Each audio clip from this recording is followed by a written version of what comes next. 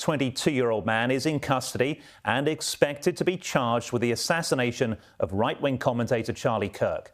The suspect has been identified as Tyler Robinson, who was recognised by relatives in CCTV images that were released to the public. Our Sky News Washington correspondent, Annalise Nielsen, is standing by live for us now. Annalise, investigators are pretty confident they've got their man.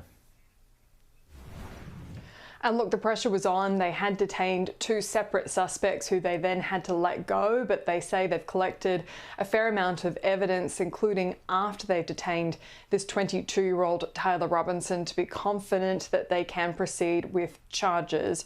So essentially what we've been told by authorities is that Tyler Robinson's father recognised him from those images, the surveillance footage that was released by authorities after the assassination of Charlie Kirk. And it was then that the father reportedly confronted his son, who then gave some kind of statement that seemed to suggest he was responsible. That then prompted the father to reach out to a contact within the sheriff's office, who is some kind of chaplain. And it was then in subsequent conversations they felt confident enough to call the police in, and that this was the suspect.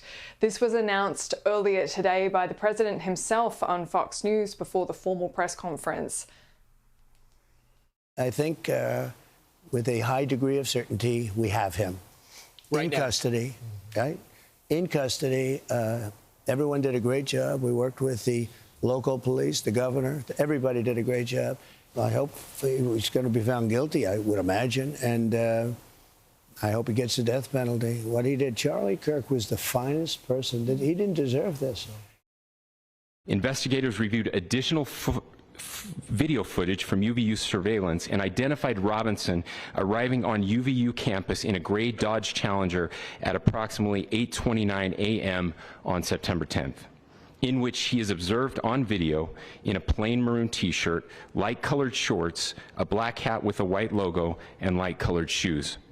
When encountered in person by investigators in Washington County on September 12th in the early morning hours, Robinson was observed in consistent clothing with those surveillance images. So you can start to see a bit of the picture of why they're so confident that they've got their guy.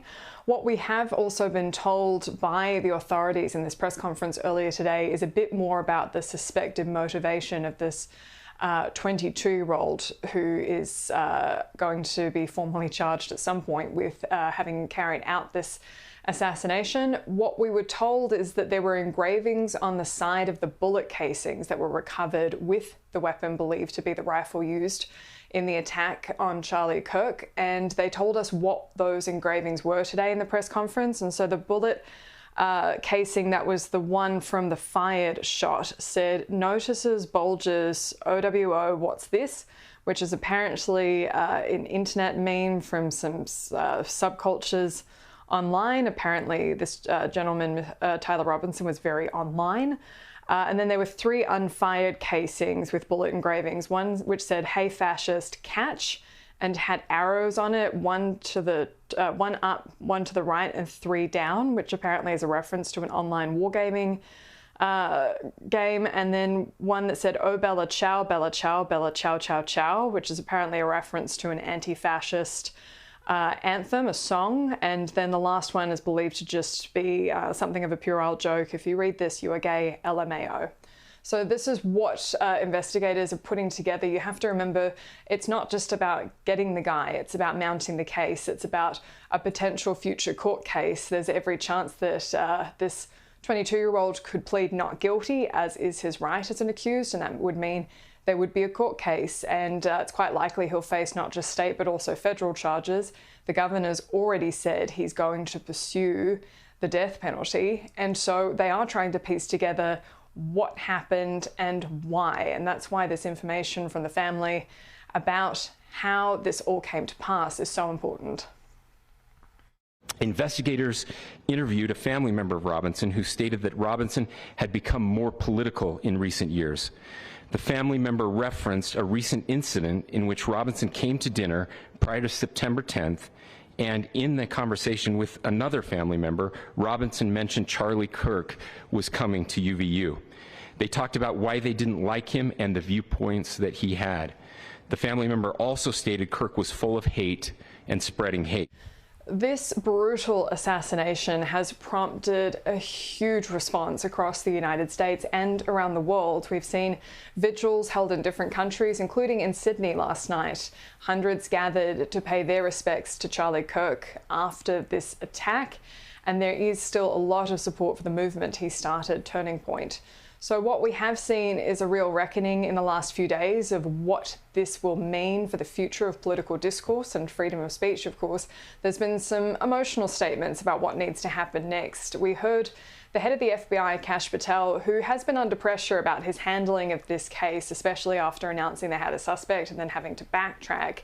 He spoke and made an emotional statement about Charlie Kirk, and then Donald Trump was asked about what should be done about such a divided country, and he had, I think, fair to say, a very honest response. And we will continue to work with state and local authorities to develop the investigation, to provide them the evidence they need for their ongoing prosecutions, and we will be here to answer every call they absolutely have, as long as it takes, for as long as we need to find and apprehend whatever suspects were involved in this crime. Lastly, to my friend Charlie Kirk, rest now, brother. We have the watch, and I'll see you in Valhalla. How do we fix this country? How do we come back together? I'll tell you something that's going to get me in trouble, but I couldn't care less. The radicals on the right oftentimes are radical because they don't want to see crime. They don't want to see crime. Worried about the border. They're saying, we don't want these people coming in. We don't want you burning our shopping centers. We don't want you shooting our people in the middle of the street. The radicals on the left are the problem, and they're vicious, and they're horrible, and they're politically savvy. Alex, it's expected Tyler Robinson will front court virtually next Tuesday, where he'll be formally charged with a number of charges. And as I mentioned before, the governor has pledged to pursue the death penalty in this case. Annalise Nilsson with the latest there from Washington. Thanks, Annalise.